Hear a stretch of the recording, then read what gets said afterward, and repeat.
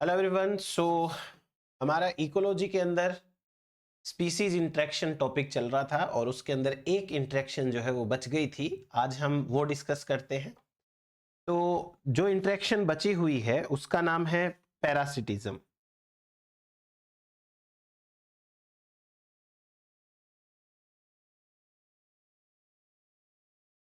आप इसे host parasite interaction के नाम से भी जानते हैं, इसको पैरासिटिज्म भी कहते हैं।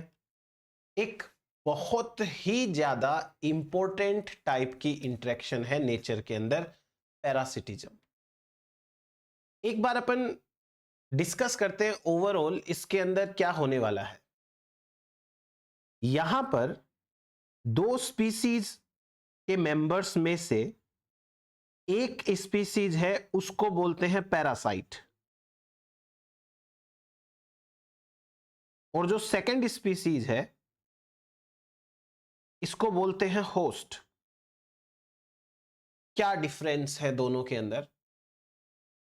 पैरासाइट स्पीसीज वो स्पीसीज होती है जो अपने रिसोर्सेज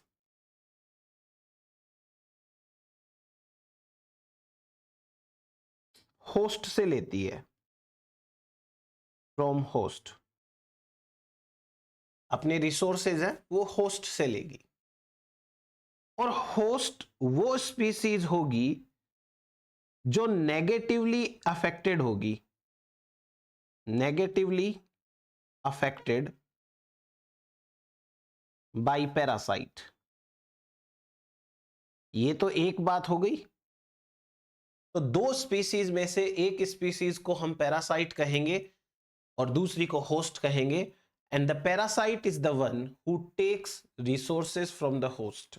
अब वो रिसोर्सेज किसी भी सेंस में हो सकते हैं, वो एक स्पेस हो सकता है, उसे स्पेस पैरासाइट बोल सकते हैं, वो फूड हो सकता है, क्लेप्टो पैरासाइट बोल सकते हैं, तो किसी भी तरीके का हो सकता है पैरासिटिज्म। आप पैरासिटिज्म की डेफिनेशन लिख सकते हैं, लिखिए। when one organism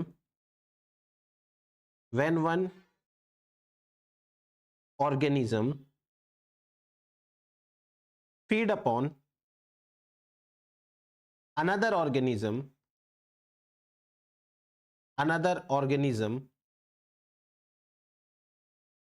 and usually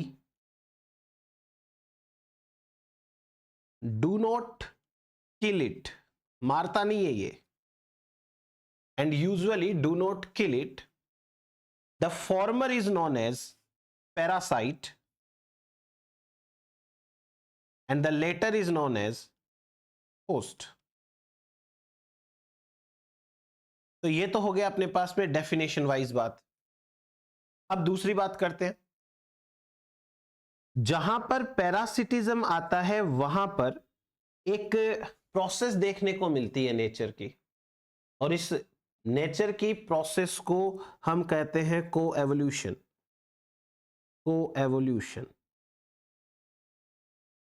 लिखिए एक line, parasitism leads to coevolution. Parasitism leads to coevolution. Coevolution क्या होता है? जब एक स्पीसीज के कारण दूसरी स्पीसीज के अंदर चेंजेज आए और दूसरी स्पीसीज के कारण पहली स्पीसीज में चेंजेज आए, तो इस प्रोसेस को कहते हैं कोएवोल्यूशन। एक पैरासाइट अपने होस्ट के ऊपर अटैक करने के नए नए तरीके निकालता रहता है, बदले में होस्ट उससे बचने के नए नए तरीके निकालता रहता है, और इसी कारण एक पैरासाइट और होस्ट दोनों साथ साथ इवॉल्व होते हैं। आपको कोएवोल्यूशन हर उस जगह पे मिलेगा जहां पे दो स्पीसीज या तो खुशी खुशी एक दूसरे के साथ रहती है, जैसे म्यूचुअलिज्म के अंदर रहती है, या फिर दो स्पीसीज में से एक स्पीसीज दूसरे के साथ रहना चाहती है, चाहे दूसरी उसके साथ रहना चाहे या ना रहना चाहे। फॉर एग्जाम्पल पैरासिटिज्म, पैरासाइट चाहता है कि वो होस्ट के साथ रहे भले ही होस्ट ना चाहे। फॉर एग्जाम्पल प्रीडेशन, प्रीडेटर चाहता है कि वो अपने प्रे के साथ में रहे। एक हर्बीवोर हमेशा चाहेगा कि वो प्लांट्स के साथ में रहे। तो हर वो इंटरेक्शन जहां दो ऑर्गेनिज्म साथ में रहने ही वाले हैं उसे हम कहते हैं को एवोल्यूशन। तो वहां पर को एवोल्यूशन होगा, आई मीन टू से। कहां कहां पर को एवोल्यूशन पाया जाता है नेचर में? देखिए, को एवोल्यूशन आपको मिलेगा म्यूचुअलिज्म वाले केस में।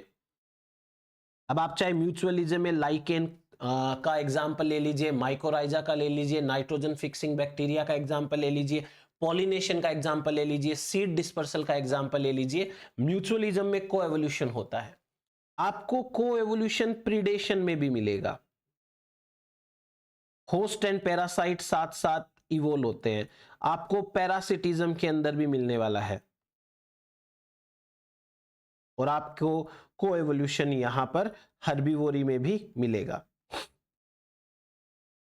इनफैक्ट हमारा जो इम्यून सिस्टम है, ह्यूमन इम्यून सिस्टम, यह भी किसका रिजल्ट है? पैरासिटिज्म का। पैरासिटिज्म के कारण ही हमारा इम्यून सिस्टम इतना ज्यादा डेवलप हो पाया है, क्योंकि आज की डेट में देखा जाए तो हमारे इम्यून सिस्टम में बहुत ज्यादा इवोल्व्ड टाइप का मैकेनिज्म पाया जाता है अपने पैथोजेंस के अगेंस्ट में। तो ऐसा तभी हुआ जब पास्ट में हमारे ऊपर बार बार अटैक किया पैथोजेंस ने, तो हमारा इम्यून सिस्टम रेस्पॉन्स देने के लिए इवोल्व होता गया, और आज की डेट में जो इम्यून सिस्टम है तो वो इसी का रिजल्ट है। कोएवोल्यूशन वाला पॉइंट समझ में आया आपको? नेक्स्ट देखते हैं। नेक्स्ट एक और कॉन्सेप्ट है नेचर का बहुत बढ़िया वाला, जो समझे उसके लिए तो बहुत अच्छा है, and the concept is red queen dynamics. Red queen dynamics हमको क्या एक्सप्लेन करती है? रेड क्विन डायनेमिक्स कहती है टू होल्ड योर स्पेस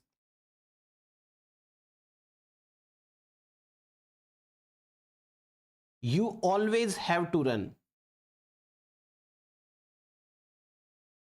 समझने की कोशिश करिएगा, बहुत इंपॉर्टेंट बात है ये। To hold your space you always have to run. यदि आपको आपकी पोजीशन बनाए रखनी है, यदि आपको आपकी इमेज बनाए रखनी है, यदि आप चाहते हैं कि लोग आपको जाने, तो आपको हमेशा भागते रहना पड़ेगा। इन द सेंस आपको हमेशा उस चीज के लिए मेहनत करते रहनी पड़ेगी। अगर आपने मेहनत करनी छोड़ दी तो आपका नाम जो है वो लोग भूल जाएंगे। ये रेड क्विन डायनेमिक्स है, वो प्रीडेशन में भी काम आती है और यहां पैरासिटिज्म के अंदर भी काम आती है।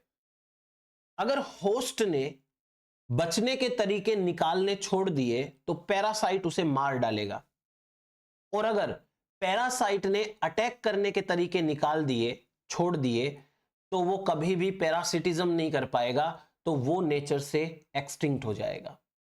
अगर एक प्रे, एक डियर है, वो लाइन से बचने के तरीके नहीं निकालेगा, तो डियर है वो एक्सटिंक्ट हो जाएगा, और अगर लाइन मारने का तरीका नहीं निकालेगा तो वो एक्सटिंक्ट हो जाएगा।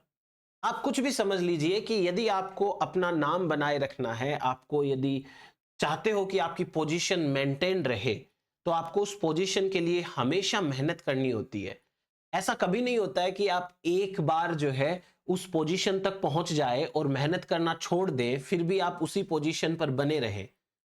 आपको लगातार एग्जाम्स देनी रहती होती है।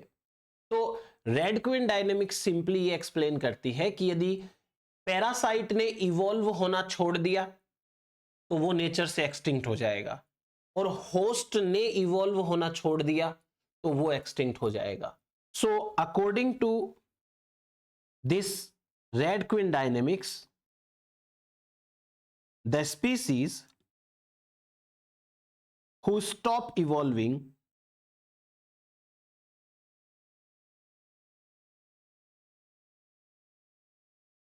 will be eliminated from nature। तो वो स्पीसीज नेचर से हो जाएगी गायब। तो नेचर में बने रहना है तो इवॉल्व होते रहिए, सीधी सी बात है। Struggle, survive and get evolved. Next देखिए, अब यदि हम होस्ट पैरासाइट की बात करें, तो पैरासाइट्स के कुछ अडेप्टेशंस हैं।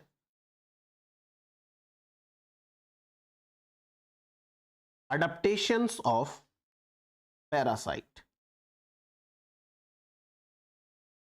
सोचिए क्या अडेप्टेशंस हो सकते हैं पैरासाइट के।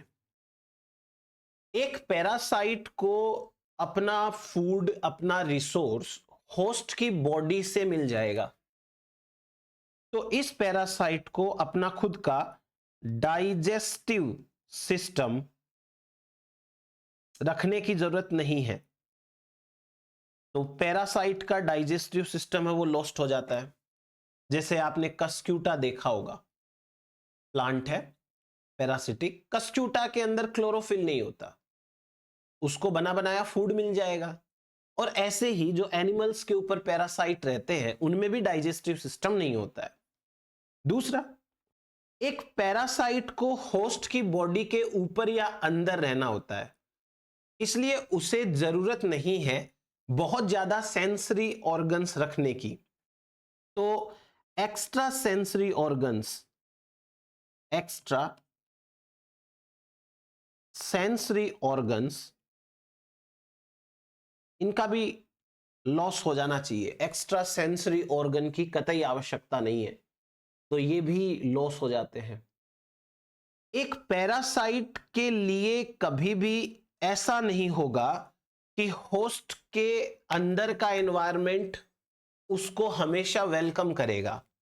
जाहिर सी बात है कि एक पैरासाइट जब किसी होस्ट के ऊपर अटैक करेगा तो होस्ट भी उसे एलिमिनेट करने का कुछ ना कुछ तरीका तो निकालेगा, और वो तरीका किसी भी फॉर्म में हो सकता है।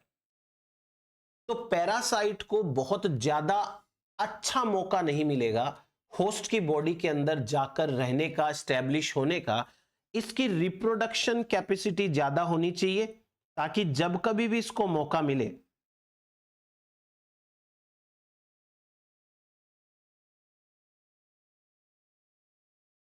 तो ये रिप्रोड्यूस करके खुद को स्टैब्लिश कर ले। ये एक पॉइंट है जो पैरासाइट के अंदर होना चाहिए। अब जो पैरासाइट है वो पैरासाइट कितने टाइप के होते हैं उसके ऊपर डिस्कस करेंगे। Types of parasites. पहले टाइप के पैरासाइट को कहते हैं माइक्रो पैरासाइट।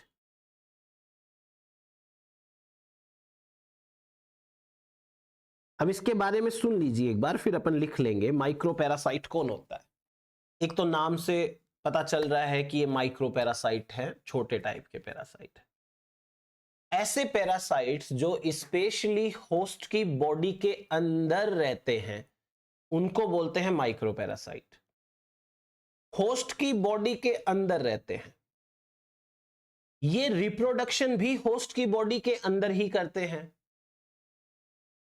तो जब ये स्टार्टिंग में अटैक करते हैं होस्ट की बॉडी में तब तो इनका पता भी नहीं चलता क्योंकि ये माइक्रो है। लेकिन धीरे धीरे धीरे धीरे समय के साथ जब इनकी पॉपुलेशन साइज बढ़ती है तो इनका पता चलना चालू हो जाता है, मतलब इफेक्ट सामने आता है। एंड फाइनली इनका इफेक्ट इतना भी हो सकता है कि होस्ट की डेथ हो जाए। एक माइकोबैक्टीरियम ट्यूबरकुलोसिस का एग्जांपल ले लीजिए, टीबी जो कॉज करता है, ये हमारे लंग्स में आकर के रहता है, हमको पहले तो पता भी नहीं चलेगा। समय के साथ जब इसकी पॉपुलेशन बढ़ेगी तो हमको खांसी आना चालू होगी, थोड़ा सिम्टम आना चालू होगा टीबी का। इलाज अगर नहीं कराया ना तो ये इतना ज्यादा फैल जाता है लंग्स के अंदर कि हमारी डेथ भी हो सकती है। तो इसका इफेक्ट कैसा हुआ, स्टार्टिंग में तो माइल्ड है, हमको मौका मिलता है कि भाई अगर एलिमिनेट इसको कर सके तो कर लो, और उसके बाद में बहुत ज्यादा सीवियर हो सकता है, डेथ भी कॉज कर सकता है। तो इसको हम कहते हैं माइक्रो पैरासाइट। सिंपल है। क्या क्या पॉइंट्स इसके लिखने लायक है देखिए। Very first of all, they are microscopic in size. Microscopic in size, size में तो ये माइक्रोस्कोपिक होते हैं, ठीक है। फिर उसके बाद में यूजुअली डिजीज कॉज करते हैं,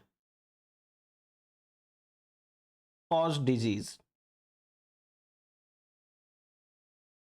फिर उसके बाद में ये रिप्रोडक्शन करते हैं inside the host.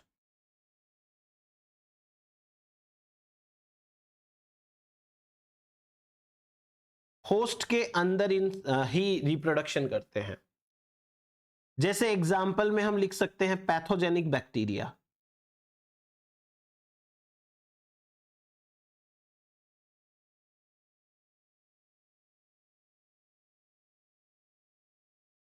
Pathogenic bacteria, और इनका जो इफेक्ट है ये नोट करने लायक बात है।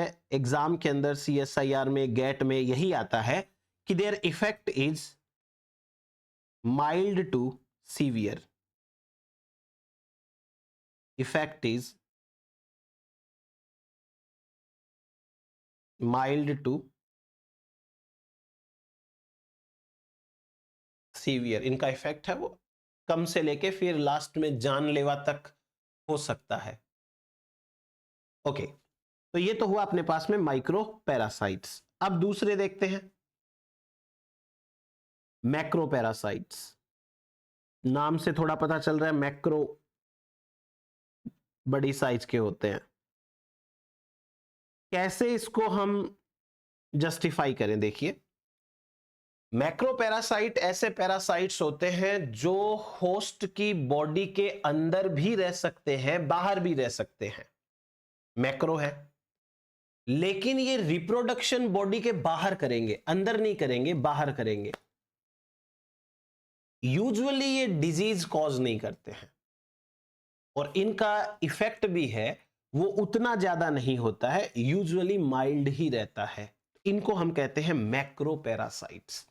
मैक्रो पैरासाइट्स हैं, मैक्रोस्कोपिक साइज के होते हैं। Macroscopic in size, they live inside और outside of host body. Host की बॉडी के इनसाइड और आउटसाइड रहते हैं, एंड रिलीज देयर प्रोजेनी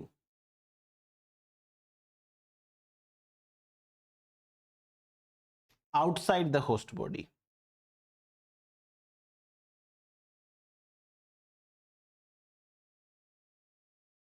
ये outside the host body release करेंगे। फिर उसके बाद में और कुछ, most of them require more than one host in their life. Most of them require more than one host in their life. अपनी life में एक से ज्यादा होस्ट की इनको आवश्यकता पड़ती है। एंड जो नोट डाउन करने वाली बात है वो ये है कि their effect is usually mild. Effect is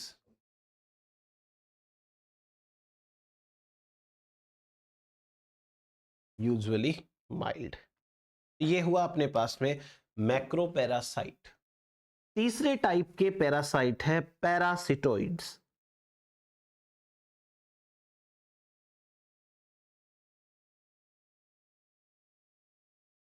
पैरासिटोइड्स क्या होते हैं? पैरासिटोइड्स हम ऐसे पैरासाइट्स को कहते हैं जो कि इंसेक्ट्स को अपना होस्ट बनाते हैं। यानी कि मैं अगर सिंपल लैंग्वेज में बोलूं तो इंसेक्ट के पैरासाइट को पैरासिटोइड बोलते हैं। अब इनकी कुछ खास बातें आप समझिए। होता क्या है कि ये पैरासाइट बड़े अजीब टाइप के होते हैं। ये है इंसेक्ट का फर्टिलाइज्ड एग।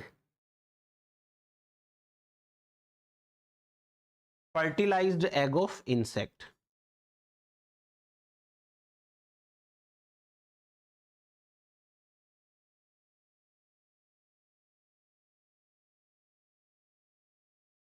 और जो पैरासाइट है ना, ये अपने अंडे इसके अंदर देते हैं। ये है एग ऑफ पैरासिटोइड। अब देखना, इधर ये इंसेक्ट का जो फर्टिलाइज्ड एग है, इसका डेवलपमेंट चलेगा, और ये लार्वा स्टेज में पहुंचेगा। मान लो ये लार्वा स्टेज आ गई इंसेक्ट की,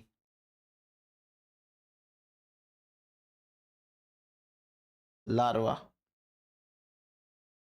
और तब तक ये जो एग्स हैं पैरासिटोइड के, ये पैरासिटोइड के एग्स भी मैच्योर हो चुके हैं, एडल्ट हो चुके हैं, ये एडल्ट पैरासिटोइड।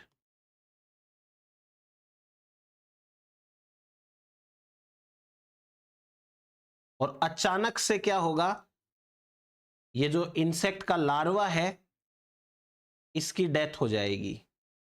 ये लो, मर गया ये लार्वा, और ये बाहर रिलीज हो जाएंगे। इसका मतलब ये कुछ ऐसी सी नहीं लग रही प्रोसेस। बैक्टीरियोफेज कैसे अटैक करता है? बैक्टीरियोफेज अपना डीएनए है वो होस्ट बैक्टीरिया के अंदर डाल देता है, अंदर नए वायरन पार्टिकल्स है उनका सिंथेसिस होता है, और फाज पार्टिकल जब बहुत सारे बन जाते हैं तो जो होस्ट बैक्टीरिया की सेल है ब्रस्ट हो जाती है, फट जाती है। वैसे ही यहां पर भी देखो क्या हो रहा है। स्टार्टिंग के अंदर इन पैरासाइट ने क्या किया, अपने एग्स होस्ट इंसेक्ट के एग्स के अंदर दिए। एक तरफ तो एग का होस्ट इंसेक्ट है उसके एग का डेवलपमेंट चल रहा है, अंदर ही अंदर इनका भी डेवलपमेंट चल रहा है, और अचानक एक कंडीशन ऐसी आई कि लार्वा की डेथ हो गई। इसे कहते हैं इवेंचुअली फैटल। इनका इफेक्ट इवेंचुअली फैटल होता है। तो ये कैसे काम कर रहे हैं इसमें लिख लेते हैं अपन बातें। लिखिए, पहला पॉइंट लिखिए आप, parasitoids are the parasites of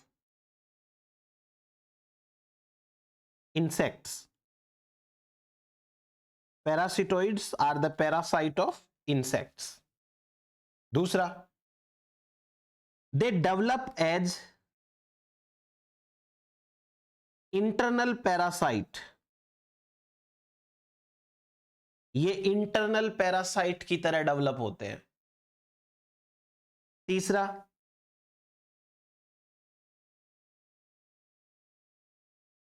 up to immature stage, up to immature stage of host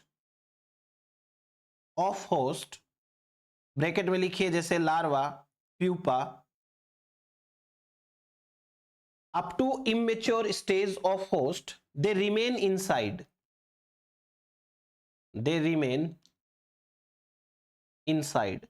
तब तक तो ये होस्ट के एग के या लार्वा या प्यूपा के इनसाइड रहते हैं, remain inside, inside. eventually the adult parasitoids emerge, eventually the adult parasitoids emerge and kill the host, kill the host। ये होस्ट को मार देते हैं अचानक से। तो इनका इफेक्ट कैसे हुआ? their effect is eventually fatal। याद रखना, ये इवेंचुअली फैटल होता है। अच्छा, ये जो इफेक्ट है ना, ये कुछ कुछ प्रीडेटर के जैसा है। हालांकि प्रीडेटर का जो इफेक्ट है वो इमीडिएटली फैटल होता है, और ये इवेंचुअली है। क्या मतलब है? जैसे मान लो एक हिरण है, डियर, लॉइन उसके साथ में कोई इंटरेक्शन नहीं कर रहा है, लेकिन जब कभी भी लाइन अटैक करेगा ना, तो वो इंटरेक्शन बहुत कम समय की होगी और डियर की डेथ हो जाएगी। इसे कहते हैं इमीडिएटली फैटल। ज्यादा समय तक तो लाइन उस डियर के साथ इंटरेक्शन नहीं करता, पर जब वो करता है तो थोड़ी सी देर के अंदर, with in few minutes, death हो जाती है डियर की। ये वाली जो इंटरेक्शन है वो लंबे समय तक चल रही है। एग से डेवलपमेंट स्टार्ट होता है काफी लंबे समय तक, और अचानक से ये फैटल होती है। आपको यहां पे लिखना है effect of predation is immediately fatal.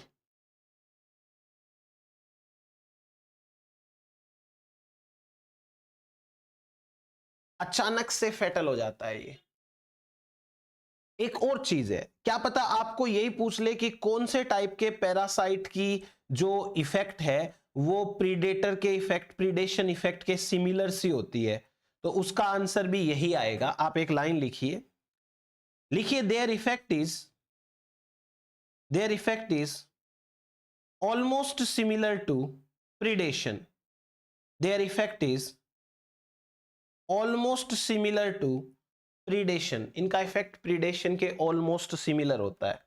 यह हुआ अपने पास में पैरासिटोइड के बारे में। अब बात करते हैं चौथे टाइप के पैरासाइट्स की। दे आर हाइपर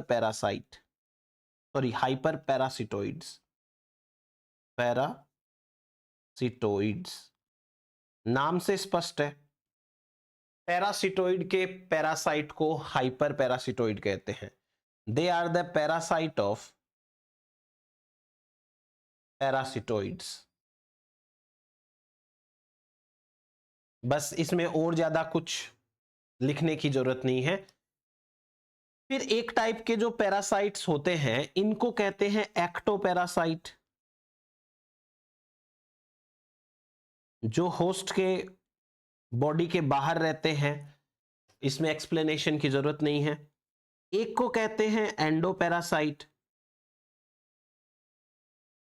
जो होस्ट की बॉडी के अंदर रहते हैं। एक को कहते हैं होलोपैरासाइट यानी कंप्लीट पैरासाइट। ये यूजुअली प्लांट्स के लिए होता है। फॉर प्लांट्स, ऐसे प्लांट्स जो अपना फूड खुद नहीं बना सकते, वो सब चीजों के लिए होस्ट पे डिपेंडेंट है। For plants can't make food, मतलब जो अपना फूड खुद नहीं बना सकते। एक और आएगा हेमीपैरासाइट। हेमीपैरासाइट कौन होगा? वो ये भी प्लांट के लिए है। They are also for plants. ऐसे प्लांट्स जो अपना फूड खुद बना लेते हैं, लेकिन इनको कुछ चीज के लिए जो है वो होस्ट की जरूरत पड़ती है। They can do photosynthesis, they can perform photosynthesis. तो फोटोसिंथेसिस तो अपनी कर ही लेंगे।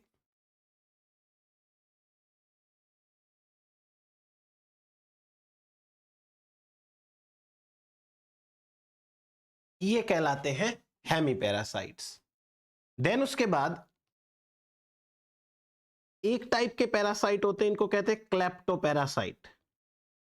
क्लेप्टोपैरासाइट ऐसे पैरासाइट्स जो किसी दूसरे का फूड चोरी करके खाते हैं। They take food of others by theft. दूसरे का फूड है वो चुरा के खा लेते हैं, उनको कहते हैं क्लेप्टोपैरासाइट। तो ये कुछ पैरासाइट्स के टाइप हैं। एक और टाइप का होता है, इसे कहते हैं ब्रूड पैरासाइट। ब्रूड पैरासाइट यानी किसी दूसरे से अपने ब्रूडिंग को सक्सेसफुल बनाते हैं, जैसे कोयल बर्ड एंड क्रो। बाकी बताइए आपको पूरी कहानी इनकी। एक होता है स्पेस पैरासाइट। स्पेस पैरासाइट, यानी जो दूसरे के अंदर स्पेस लेते हैं जबकि वो खुद अपनी लाइफ को इंडिपेंडेंटली सरवाइव कर सकते हैं, फिर भी वो दूसरे से अपना स्पेस लेते हैं। जैसे मैं आपको बताऊं, एक एग्जांपल है, आपने पढ़ा होगा कि ब्लू ग्रीन एल्गी होते हैं, ये ब्लू ग्रीन एल्गी कॉलोनी बनाते हैं इन एंथोसिरोज। एंथोसिरोज, एंथोसिरोज क्या है? एक ब्रायोफाइटा है। ये ब्रायोफाइटा की बॉडी के अंदर ब्लू ग्रीन एल्गी होते हैं, वो अपनी कॉलोनी बना के रहते हैं, कोई जरूरत ही नहीं थी इनको। ब्लू ग्रीन एल्गी को फोटोसिंथेसिस करना आता है, वाटर में रह सकते हैं। और टेरिडोफाइटा, ये एंथोसिरोस है, इसको भी अपना फोटोसिंथेसिस करना आता है। ना तो इसको जरूरत थी ना इसको थी, पर फिर भी ब्लू ग्रीन एल्गी की कॉलोनी पाई जाती है किसके अंदर? एंथोसिरोस में। तो ये एक स्पेस पैरासाइट टाइप का होता है। चलिए अब मैं आपको बताता हूं कुछ चीजें रिगार्डिंग होस्ट। ये तो पता ही है, होस्ट वो ऑर्गेनिज्म होता है जो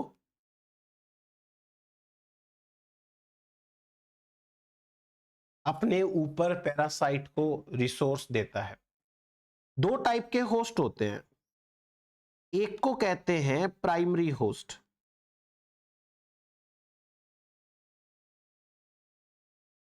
इसका एक और नाम है, इसे कहते हैं definitive host.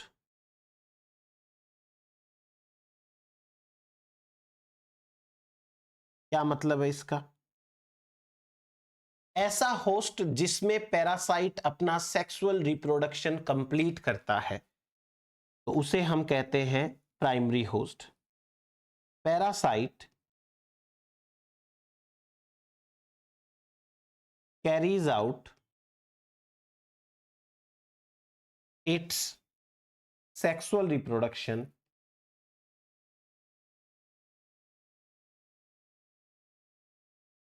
in this host।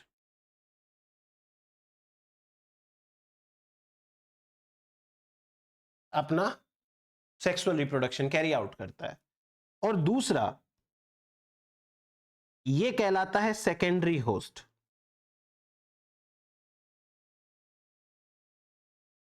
Secondary host वो होता है जिसके अंदर पैरासाइट है, वो अपनी नॉर्मल वेजिटेटिव ग्रोथ करता है, इसको इंटरमीडिएट होस्ट भी बोलते हैं। Intermediate host, it is the host in which parasite carries out its vegetative growth। vegetative growth, इसको बोलते हैं अपन इंटरमीडिएट टाइप का होस्ट। नाउ पैरासिटिज्म के लिए एक मैथमेटिकल मॉडल भी दिया हुआ है, तो अपन वो भी समझ लेते हैं।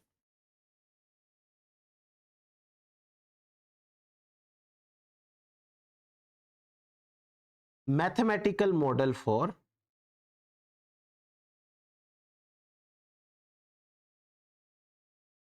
पैरासिटिज्म। चलिए कुछ चीजें समझाता हूं मैं आपको इसके लिए पहले, उसके बाद अपन मैथमेटिकल मॉडल समझ पाएंगे। है तो बहुत इजी सा, सिंपल सा, पर फिर भी कुछ चीजें अपने को देखनी समझनी पड़ती है यहां पे। जैसे एक पैरामीटर है आर। आर का मतलब है नेट रिप्रोडक्टिव रेट। एक पैरामीटर है पी, पी फॉर पैरासाइट, और ये नेट रिप्रोडक्टिव रेट है, वो भी पैरासाइट की ही है। यदि एक पैरासाइट आर रेट से रिप्रोड्यूस करता है, तो टोटल पी पैरासाइट कितनी रेट से रिप्रोड्यूस करेंगे? आरपी। पैरासाइट जितना ज्यादा रिप्रोडक्शन करेंगे, होस्ट उतना ज्यादा अफेक्ट होगा, इसलिए आरपी को कहते हैं number of infected host. Number of infected host. फिर देखो, एक टर्म आता है NS, number of susceptible host, number of susceptible host, यानी उस होस्ट की पॉपुलेशन में कितने ऐसे मेंबर हैं जिनको आसानी से इन्फेक्ट किया जा सकता है, उनको कहते हैं नंबर ऑफ ससेप्टिबल होस्ट। जैसे आप ऐसे समझो कि ह्यूमन पॉपुलेशन है और बैक्टीरिया है, तो कितने ऐसे ह्यूमंस हैं जिनको बैक्टीरिया इजीली इन्फेक्ट कर लेगा, उसे बोलते हैं number of susceptible host. Next देखिए, नेक्स्ट एक टर्म आता है बी। बी का मतलब होता है transmission rate of disease, transmission rate of disease, उस डिजीज के फैलने की रेट क्या है, वो कितनी जल्दी है दूसरों के अंदर फैल जाती है, उसको बी कहते हैं। और एक आता है एल। एल का मतलब है कि जैसे कोई एक होस्ट में इंफेक्शन हो गया, तो होस्ट क्या है, अब ये होस्ट इंफेक्शियस पैरासाइट का एक सोर्स है। जैसे मान लीजिए कि मेरे ऊपर किसी बैक्टीरिया का अटैक हो रखा है, बहुत सारे बैक्टीरिया है जिन्होंने मेरे ऊपर अटैक कर रखा है, तो मेरी बॉडी के अंदर बैक्टीरियल पॉपुलेशन है, तो मैं कैसे बिहेव करूंगा, मैं बिहेव करूंगा as the source of infectious parasites. जो मेरे कांटेक्ट में आएगा उसको मैं डिजीज ट्रांसमिट करूंगा। मैं कितनी देर तक ऐसा कर सकता हूं उसको कहते हैं एल। एल का मतलब होता है average period of time, average period of time over which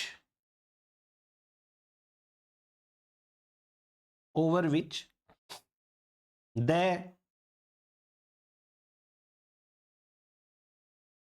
infected host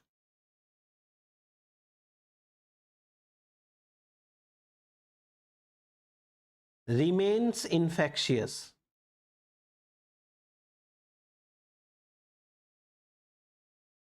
over which the infected host remains infectious।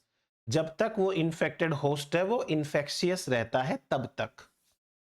Next देखिए, तो अब अपन क्या कर सकते हैं, एक फॉर्मूला बना सकते हैं, आर पी इक्वल्स टू कितने होस्ट को इंफेक्शन होगा, ये डिपेंड करेगा कि पॉपुलेशन में कितने तो ससेप्टिबल होस्ट हैं जिनको आसानी से इन्फेक्ट किया जा सकता है, एनएस, मल्टीप्लाइड बाई कितने यहां पर रेट है उस डिजीज के ट्रांसमिशन होने की, और यहां कितने ऐसे होस्ट हैं जिनमें इंफेक्शन हो रखा है, वो कितनी देर तक इंफेक्शियस रहते हैं। ये हो गया अपने पास में फॉर्मूला। अब इसमें ज्यादा कुछ सोचने वाली बात नहीं होती है, आपको सारी वैल्यूज दी रखी होती है और सीधा सीधा सा आपको पूछ सकते हैं वो। अब यदि हम इसी इक्वेशन को रीअरेंज करें,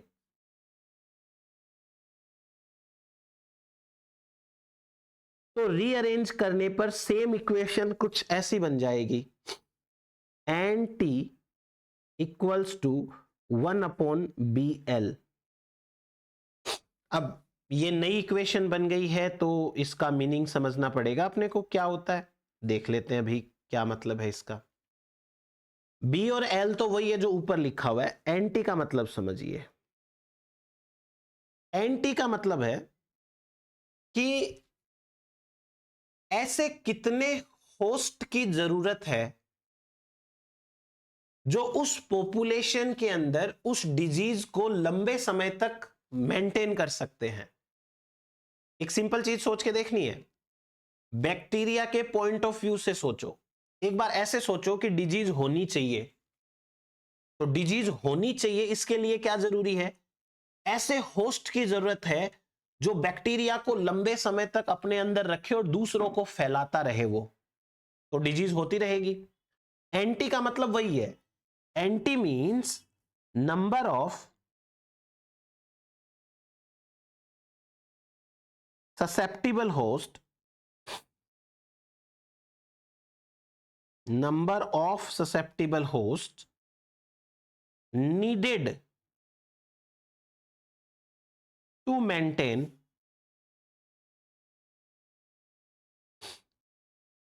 the parasite population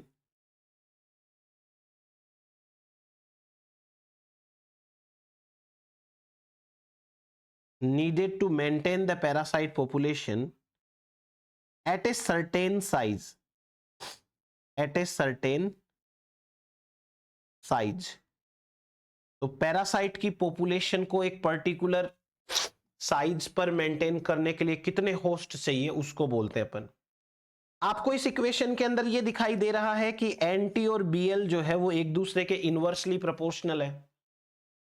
तो बीएल की वैल्यू ज्यादा होगी तो एनटी की कम होगी, यानी अगर डिजीज होने के चांस ज्यादा है, डिजीज की ट्रांसमिशन रेट बहुत तगड़ी है और एक होस्ट जो है वो लंबे समय तक इंफेक्शियस रहता है, तो बहुत कम होस्ट होंगे तो भी वो डिजीज पॉपुलेशन में रहेगी।